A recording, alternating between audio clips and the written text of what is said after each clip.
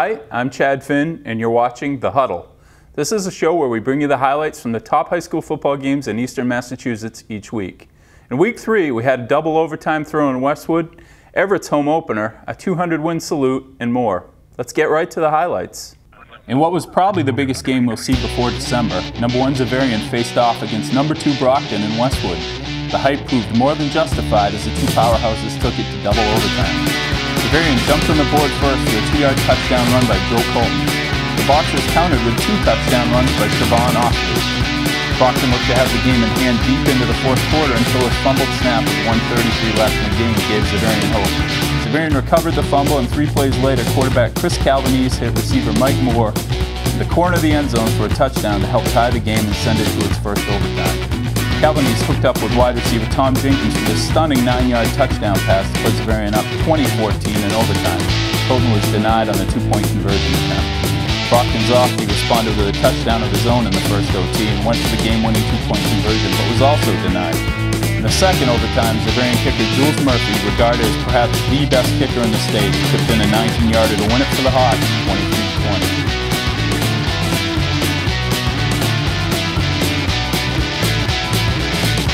In Abington, the host Green Wave gave a sound performance against Bishop Fian as coach Jim Keller nabbed his 200th career victory.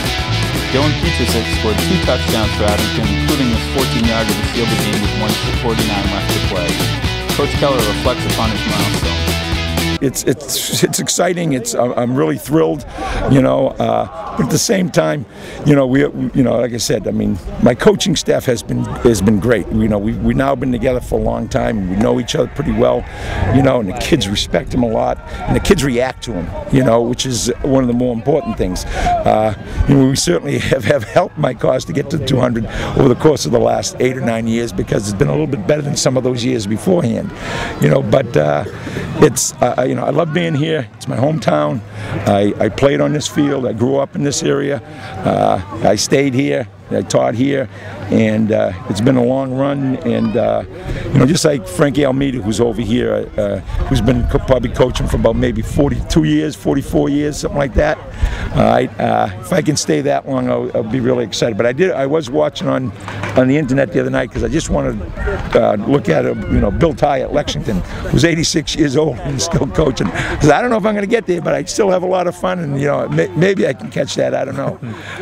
Abington beat Bishop Fian 20-12. Number 3 Everett enjoyed its home opener Saturday against St. John's Prep. The Crimson Tide's Manny Espria caught 2 touchdown passes and ran for another as the Tide rolled over Prep 27-7. Andre Rickerson ran for 4 touchdowns, including this 2-yarder, as East Boston beat Amesbury 42-26 Friday night. Muller Merville scooped up a teammate's fumble at the 1-yard line for a West Roxbury touchdown against Charlestown in the Boston North League. But the Westies fell to the Townies 8-6 Friday.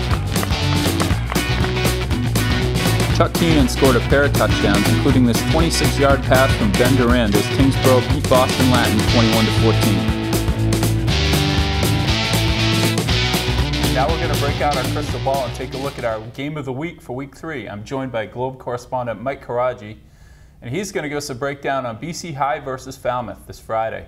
Mike, last year when these two teams met, it was sort of a pivotal game for both teams. They sort of headed in opposite directions after that meeting. Can you elaborate on that, on how it's gone for these two teams? Well, ever since that game, it was really a 22-20 victory for Falmouth, and Falmouth is just another team at that point.